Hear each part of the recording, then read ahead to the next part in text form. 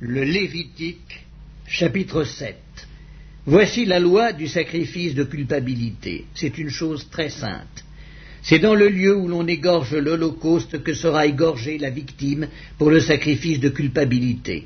On en répandra le sang sur l'autel tout autour. On en offrira toute la graisse, la queue, la graisse qui couvre les entrailles, les deux rognons, et la graisse qui les entoure, qui couvre les flancs, et le grand lobe du foie qu'on détachera près des rognons. Le sacrificateur brûlera cela sur l'autel en sacrifice consumé devant l'Éternel. C'est un sacrifice de culpabilité. Tout mâle parmi les sacrificateurs en mangera. Il le mangera dans un lieu saint. C'est une chose très sainte. Il en est du sacrifice de culpabilité comme du sacrifice d'expiation. La loi est la même pour ces deux sacrifices. La victime sera pour le sacrificateur qui fera l'expiation.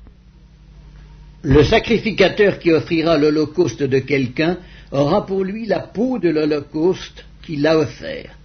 Toute offrande cuite au four, préparée sur le grill ou à la poêle, sera pour le sacrificateur qui l'a offerte. Toute offrande pétrie à l'huile et sèche sera pour tous les fils d'Aaron, pour l'un comme pour l'autre. Voici la loi du sacrifice d'action de grâce qu'on offrira à l'Éternel. Si quelqu'un l'offre par reconnaissance, il offrira avec le sacrifice d'action de grâce des gâteaux sans levain pétris à l'huile, des galettes sans levain arrosées d'huile, et des gâteaux de fleurs de farine frites et pétris à l'huile. À ces gâteaux, il ajoutera du pain levé pour son offrande avec son sacrifice de reconnaissance et d'action de grâce. On présentera par élévation à l'Éternel une portion de chaque offrande. Elle sera pour le sacrificateur qui a répandu le sang de la victime d'action de grâce. La chair du sacrifice de reconnaissance et d'action de grâce sera mangée le jour où il est offert. On n'en laissera rien jusqu'au matin. Si quelqu'un offre un sacrifice pour l'accomplissement d'un vœu ou comme offrande volontaire, la victime sera mangée le jour où il l'offrira, et ce qui en restera sera mangé le lendemain. Ce qui restera de la chair de la victime sera brûlé au feu le troisième jour.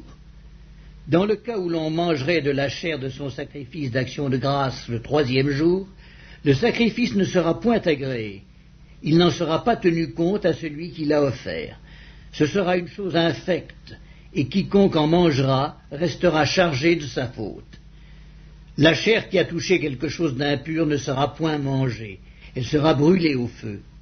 Tout homme pur peut manger de la chair, mais celui qui, se trouvant en état d'impureté, mangera de la chair du sacrifice d'action de grâce, qui appartient à l'Éternel, celui-là sera retranché de son peuple.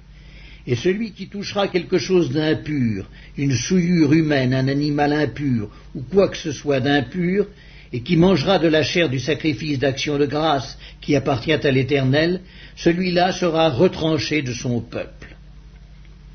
L'Éternel parla à Moïse et dit, « Parle aux enfants d'Israël et dis, vous ne mangerez point de graisse de bœuf, d'agneau, ni de chèvre.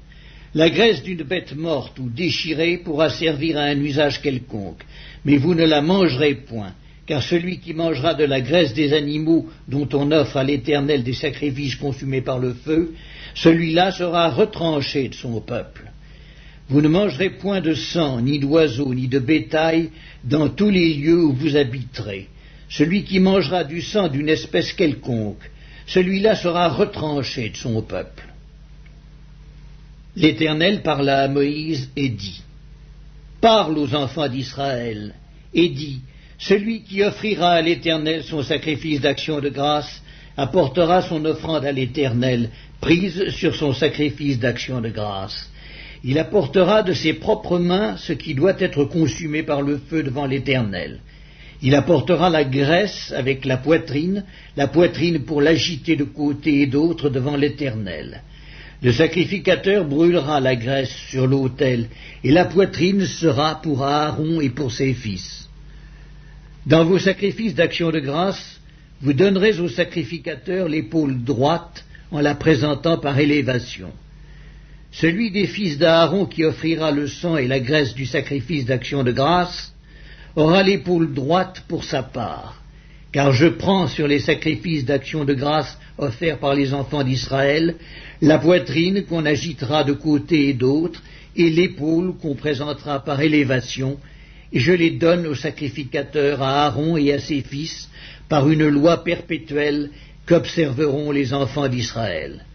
C'est là le droit que l'onction d'Aaron et de ses fils leur donnera sur les sacrifices consumés par le feu devant l'Éternel, depuis le jour où ils seront présentés pour être à mon service dans le sacerdoce. C'est ce que l'Éternel ordonne aux enfants d'Israël de leur donner depuis le jour de leur onction. Ce sera une loi perpétuelle parmi leurs descendants. Telle est la loi de l'holocauste, de l'offrande, du sacrifice d'expiation, du sacrifice de culpabilité, de la consécration et du sacrifice d'action de grâce. L'Éternel la prescrivit à Moïse sur la montagne de Sinaï, le jour où il ordonna aux enfants d'Israël de présenter leurs offrandes à l'Éternel dans le désert de Sinaï.